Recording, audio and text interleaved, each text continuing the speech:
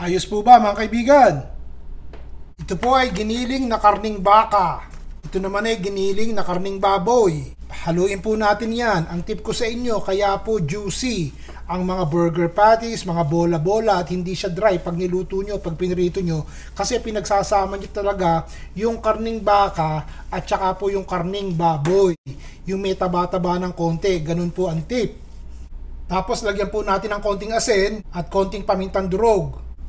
Wala na pong kung ano-anong halo, yun lamang. Wala kang itlog to, walang breadcrumbs, basta haluin nyo ng haluin. Pagkatapos syempre, momolde nyo.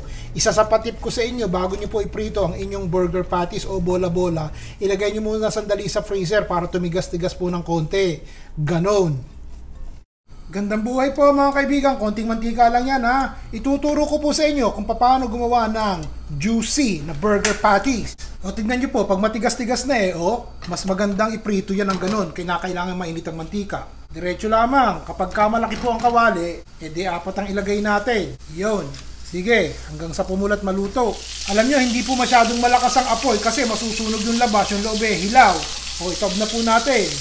O, ganon. Yun. Tapos, yung kabila naman, basta katamtaman lang ang apoy para yung loob po maluto.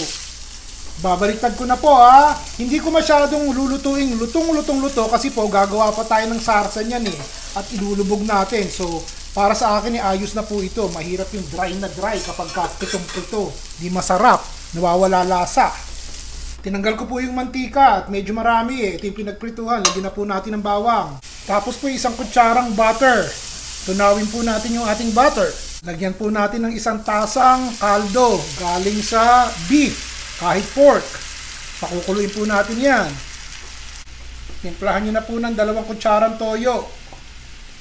At kung meron po kayong Worcestershire, lagyan nyo po ng 1 kutsarang Worcestershire. Konting paminta. Haluin po natin. Lagyan nyo na po itong kabuti sa lata. Isang maliit na lata. Mura yung ganiri dito Parang piso lang, 99 cents ang itong ganito May natira pa pala. Konting tubig. Lagyan po natin ng cornstarch para lumapot-lapot ang ating sarsa. Madali lang, Sige, ilagay na po natin habang kumukulo para lumapot yung sabaw. Tsaka po natin ilalagay itong ating burger patties. Yun. Hindi pa maayos yan. Ganyan po. Yung natirang salsa, ilagay nyo na. Yun. Kung gusto nyo pong lagyan ng konting ginayat na keso, nasa inyo na po yun, ha. Papatayin ko na po yung apoy.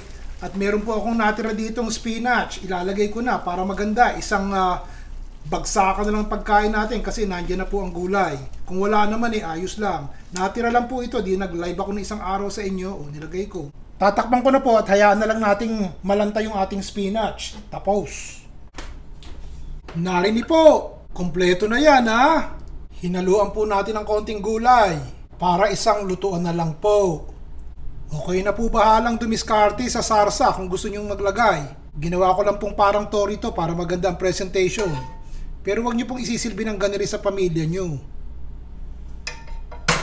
8 piraso po ang nagawa ko. Napakalaki nito Isa lang ayos na busog na busog ka na, may kanin pa. Gusto nyo ba dumaan?